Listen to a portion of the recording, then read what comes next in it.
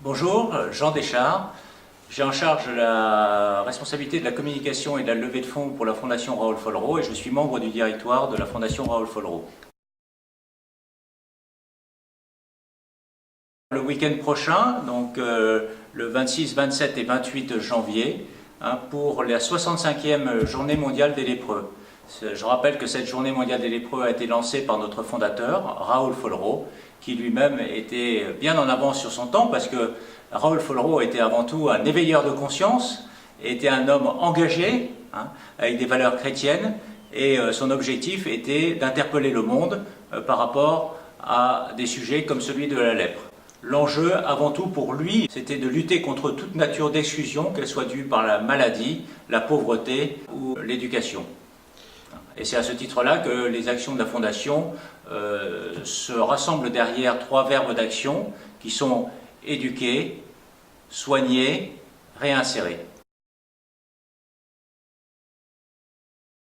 Moi, je suis assez admiratif parce que la Fondation, c'est effectivement un réseau.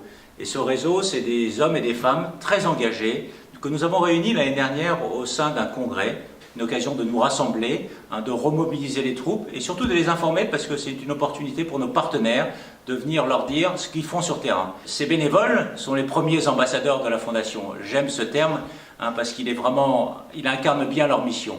Et cette mission, c'est avant tout une mission de diffusion du message, mais c'est aussi une mission de collecte. Et donc plusieurs fois dans l'année, ils sont mobilisés, soit pour des opérations Orange de Noël que nous menons au mois de décembre, avant Noël donc, et qui visent à soutenir généralement des projets au Moyen-Orient, auprès des chrétiens d'Orient qui sont exclus ou qui sont bannis de leur pays. Ensuite, c'est une opération au moment des Journées mondiales des lépreux, le dernier week-end du mois de janvier, et c'est aussi des opportunités tout au cours de l'année pour mieux faire connaître nos actions et mieux faire connaître le message de Raoul Follereau, qui était un homme engagé.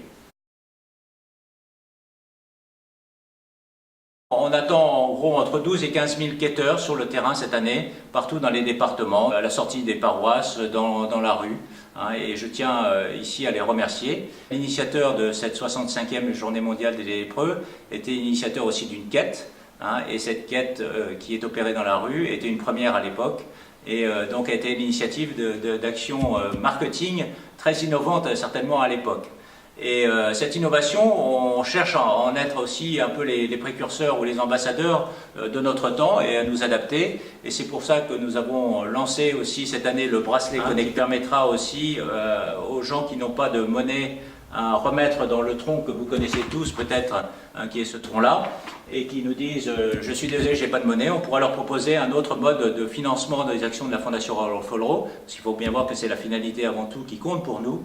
Et donc au travers de ce bracelet, en passant leur téléphone portable, ils pourront directement être acheminés sur le site internet et sur le module de dons de la Fondation. Ce qui nous permettra après de mieux aussi les remercier au travers d'une communication. Les Français sont des généreux. Certes, ils sont pas mal bousculés dans leurs habitudes par les décisions gouvernementales du moment. Il y a quand même pas mal d'incertitudes pour nous tous qui sommes, tant qu'on le peut en tout cas, donateurs. Sachez que la Fondation en elle-même, chaque année, lève entre 10 et 12 millions d'euros, uniquement dû à la générosité du public, que je me permets de remercier à cette occasion-là. Globalement, l'ensemble de notre communication, qu'elle soit collecte de rue, qu'elle soit collecte au travers de notre fidélisation ou de nos actions de prospection, vise à lever autour de 4 millions d'euros pour les actions du programme de santé et les actions de recherche.